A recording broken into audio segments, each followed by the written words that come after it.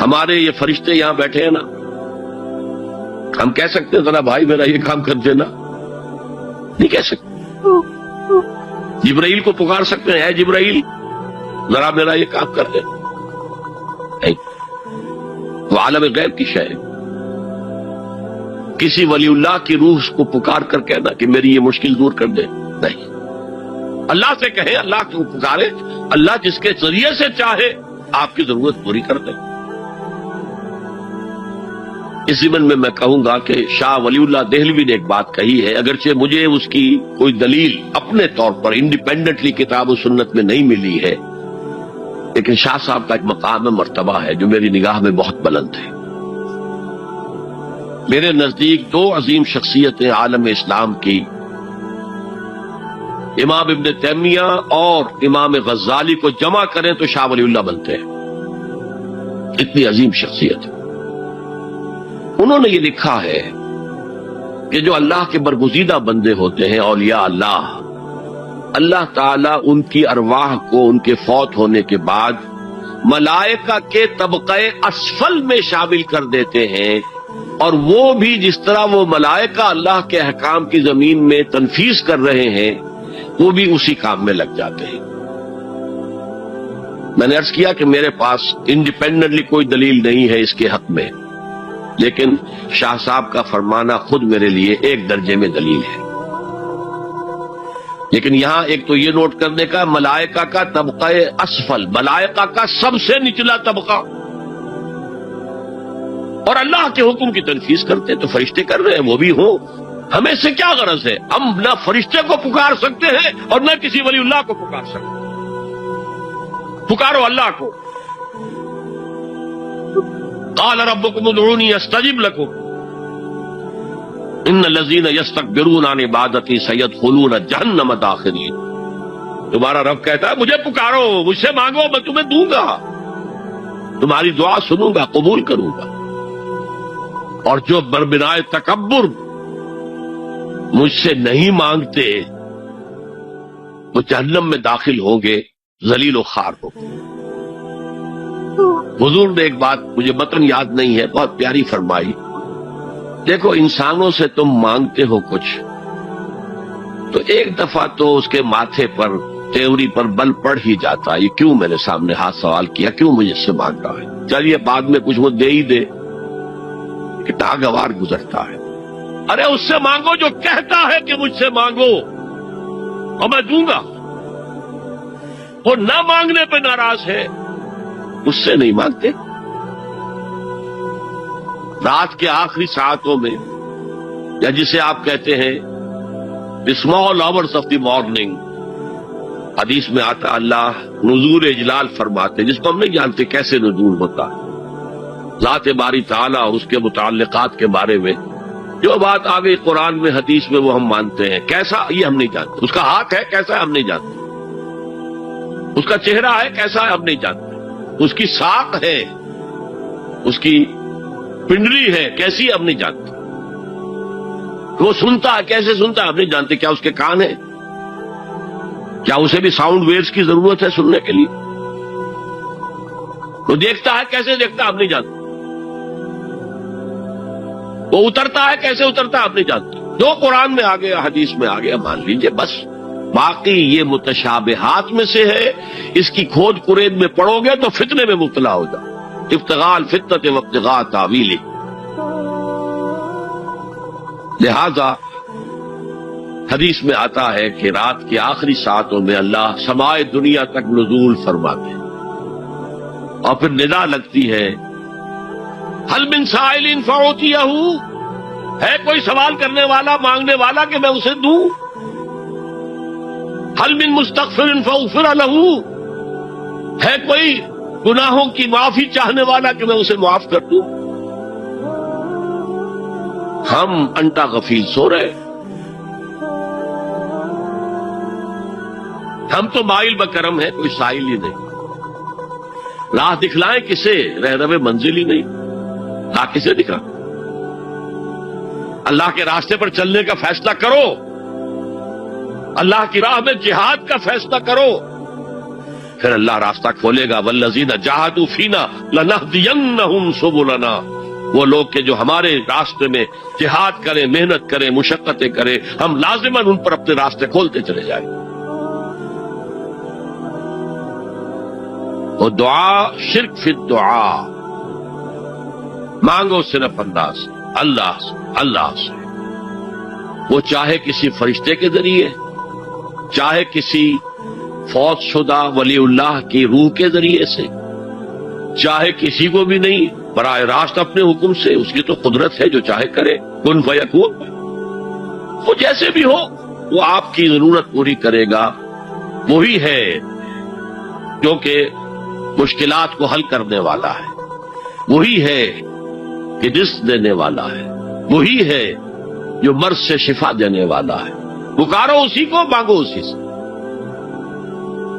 اب آئیے، کچھ مراسم عبودیت ہوتے ہیں، مراسم رسم کہتے ہیں کسی چیز کی ظاہری شکل میں۔ رہ گئی رسم ازاں روح بلالی نہ رہی، فلسفہ رہ گیا تلقین غزالی نہ رہی۔ یہ قرآن کا بھی ہم اسے رسم الخط کہتے ہیں، رسم الخط، اور یہ حضرت عثمان کے زمانے میں فائدہ ہوا ہے کہ یہ اس طریقے سے لکھا جائے۔ تو عبدیت کے اظہار کے لیے کچھ رسومات ہیں، جس میں سے ایک پر گفتگو ہو چکی، قنوت، والقانتین والقانتات۔ یہ جو ہے اللہ کے حضور میں چاہے ہاتھ باندھے چاہے ہاتھ کھلے، لیکن ذرا جھک کر گردن میں خم کر کے کھڑے ہونا، یہ نماز کے اندر جو قنوت ہے یہ قنوت ہے، یہ بھی اپنی عاجزی کا اظہار ہے، عجز اور تذلل۔ وہ جو ابن قیم کی میں نے ڈیفینیشن آپ کو بتائی، العبادت تجمع اصلین، غایت الحب وغایت الذل والخضوع، حد درجے میں اللہ کے سامنے پچھ جانا، جھک جانا، گر جانا، رکوع، سجدہ اللہ کے سوا کسی کے لیے نہیں۔ اور اس معاملے میں دین محمدی جو اپنی تکمیل کو پہنچ گیا، الیوم اکملت لکم دینکم واتممت علیکم نعمتی ورضیت لکم الاسلام دینا، حضور کی بعثت سے قبل سجدہ تعظیمی جائز تھا، کسی شخص کی تعظیم کے لیے، اس کی عزت کے لیے اس کے سامنے سجدہ کرنا جائز تھا۔ حضرت یوسف کے سامنے ان کے والدین اور 11 بھائی سجدے میں گرتے، بچپن میں خواب دیکھا تھا اور 40-50 سال بعد اس کی تعبیر بالفعل ایک اس واقعے کے طور پر سامنے آ گئی۔ سجدہ کرنا، جھکنا، سجدہ کرنا، یہ جائز تھا سجدہ تعظیم۔ حضور پر شریعت مکمل، توحید مکمل، اب ہر نوع کا سجدہ حرام مطلق ہے سوائے اللہ کے کسی کو۔ ہمارے مسلمانوں نے بھی اپنے دور ملوکیت میں سجدہ تعظیمی شروع کرا، عدالت کے اندر بادشاہ کے دربار میں جا رہے تو سجدہ، سر جھکا کر رکوع کی حالت میں۔ یا آپ کے پڑوس میں جو حیدرآباد کی ریاست تھی، سلام کیسے کرتے تھے، کتنے جھکتے تھے، اور پھر وہ جھک کر وہ سلام ہو رہے۔ یہ مشرکانہ فعل ہے، اولیاء دربار میں بھی تھا۔ شیخ احمد سرہندی رحمت اللہ علیہ نے کہا غلط ہے، حرام ہے، جائز نہیں۔ دربار میں شکایت پہنچ گئی، آخر مخبری کرنے والے بھی تھے، حاسد بھی تھے، وَمِن شَرِّ حَاسِدٍ إِذَا حَسَدَ، طلبی ہو گئی، بلایا گیا دربار میں حاضری، اور ایسا اہتمام کیا گیا کہ جب حضرت مجدد آگے آئے بادشاہ تک جانے کے لیے تو درمیان میں ایک دیوار سی حائل کر کے اس میں کھڑکی کھول دی کہ اس میں سے جھک کر گزریں گے نا تو رکوع کسی درجے میں تو ہو جائے گا۔ رکوع بھی سجدے ہی کی ایک شکل ہے، سجدے کا ہاف کہہ لیجئے، لیکن یہ کہ جب آیات سجدہ آتی ہے قرآن مجید میں تو عام نمازوں میں میں دیکھتا ہوں کہ وہ آیات سجدہ والی آیات پڑھی نہیں جاتی، حالانکہ ان کی ایک خاص کیفیت ہے۔ تراویح میں تو پڑھی جاتی ہے لیکن پہلے بتا دیتے ہیں کہ یہ دوسری رکعت میں یا پہلی رکعت میں سجدہ آ رہا ہے تو لوگ تیار ہوتے ہیں۔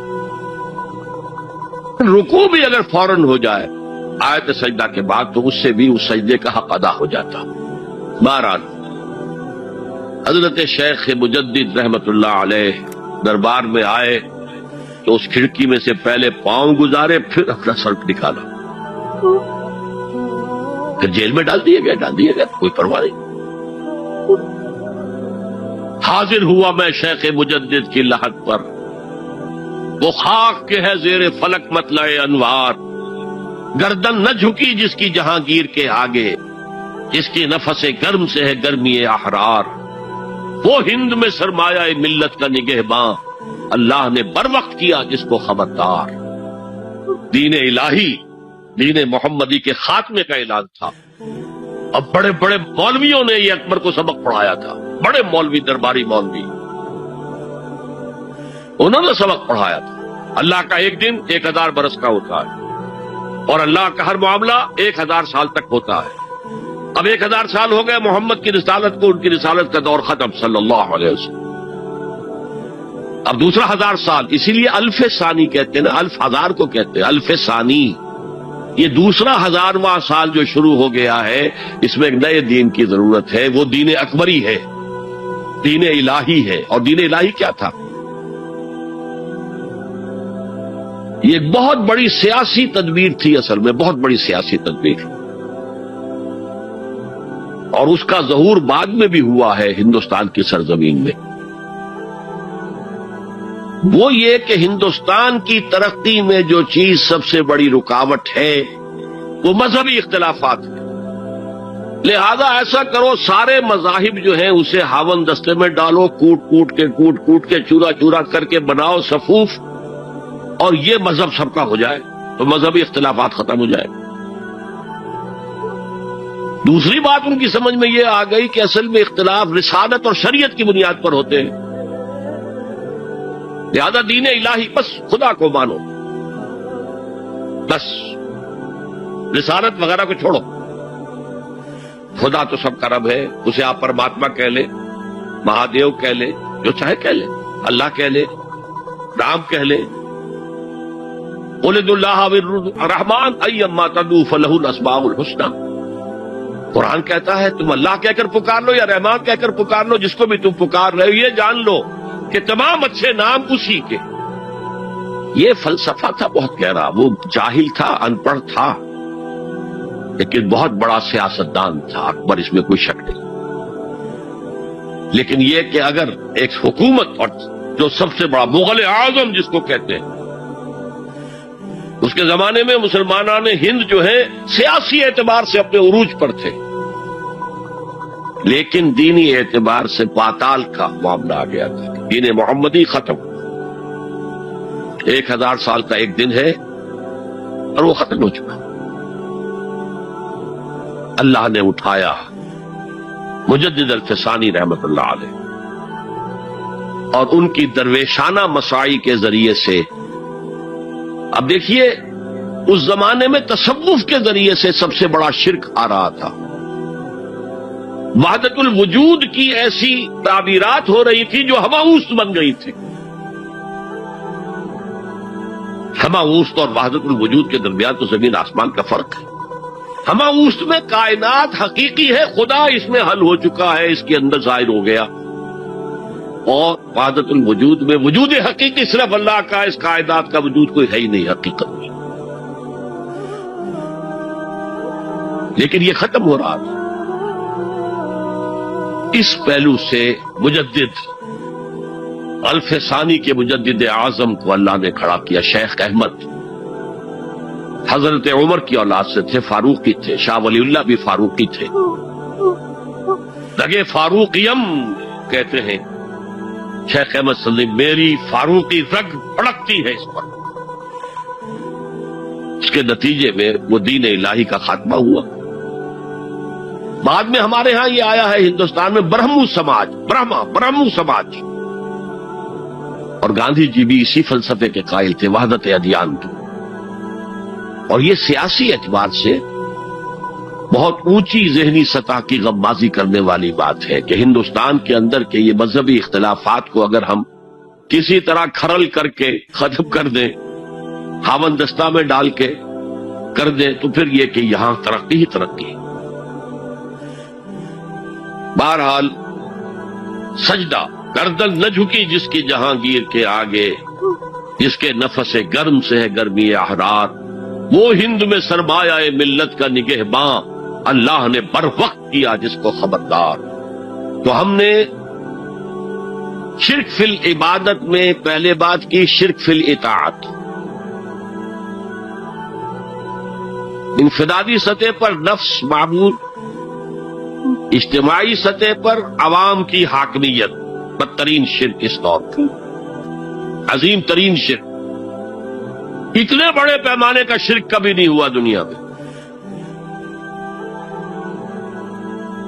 اس کے بعد شرک فی المحبت، مال کی محبت، تعس عبد الدینار و عبد الدرہم، وطن کی محبت یا کسی اور شے کی محبت، اگر وہ اللہ کی محبت کے برابر بھی آ جائے، بڑھ جائے تو اور بھی بڑی بات کہنی پڑے گی، لیکن ہمارے پاس شرک سے اوپر کی اصطلاح کوئی نہیں.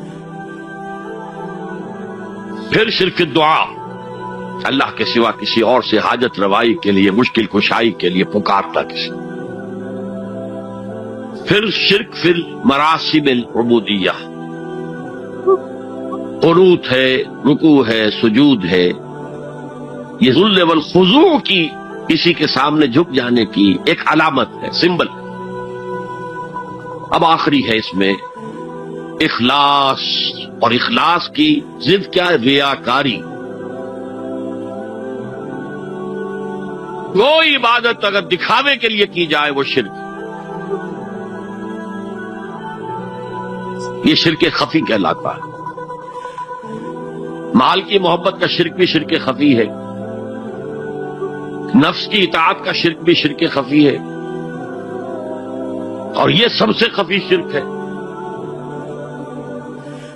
حضور نے فرمایا صلی اللہ علیہ وسلم، من صلی یرائی فقد اشرکا ومن صام یرائی فقد اشرکا ومن تصدق یرائی فقد اشرکا. جس نے دکھانے کے لیے نماز پڑھی اس نے شرک کر دیا، جس نے دکھاوے کے لیے روزہ رکھا اس نے شرک کر لیا، جس نے دکھاوے کے لیے خیرات کی، صدقات دیے، وہ شرک کر چکا. قد اشرکا، قد اشرکا، یہ عربی کے مزاج سے واقفیت ہو، فعل ماضی پر قد جو ہے تو وہ پرفیکٹ ٹینس بن جاتا ہے، کر چکا، وہ شرک میں ملوث ہو چکا. من صلی یرائی فقد اشرکا ومن صام یرائی فقد اشرکا ومن تصدق یرائی فقد اشرکا. اور تجزیہ کر کے یہاں تک بتایا کہ اگر کوئی شخص نماز پڑھ رہا ہو اور جب وہ یہ دیکھے کہ کوئی اسے دیکھ رہا ہے تو اپنے سجدے کو طویل کر دے تو یہ شرک ہے. فرض کیجئے 5 سیکنڈ کا سجدہ وہ کر رہا تھا، اب اس نے 7 سیکنڈ کا کیا ہے، یہ 2 سیکنڈ کس کے لیے ہے؟